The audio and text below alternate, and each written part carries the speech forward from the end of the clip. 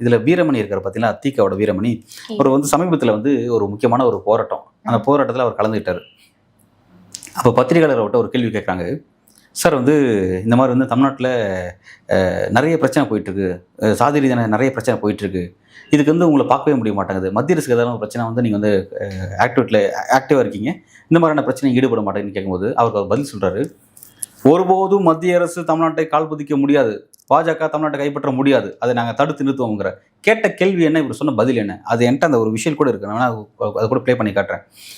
வர்ஸ்ட்டா அவர் பேசினார். ஒரு தலைவர் மாரிலாம் அவர்லாம் எதுக்காக வந்து அந்த பெரியாரோட அந்த கம்பெனி வச்சு நடத்திட்டு இருக்காரு அப்படிங்கிறது சுத்தமா தெரியல. பாஜக எதிர்க்கணும், பாஜக எதிர்ப்பான அரசியல், மதவாத அரசியல்னா ஃப்ரண்ட்ல வந்து நிப்பாங்க. அப்படியே புத்தகம்லாம் எழுதி தள்ளுவாங்க.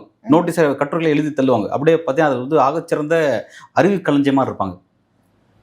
ஆனா சாதி ரீதியான ஆணவ படுகொலை நடக்குது, சாதி ரீதியான ஒடுக்கப்பட்ட மக்களுக்கு அவ்வளோ பிரச்சனை எதிர்கொள்றாங்க அப்படின்னா, அது வந்து ஒரு இங்க வந்து அதோட பெரிய அதுல அவங்களோட 0 அவங்களோட ஆக்டிவிட்டி 0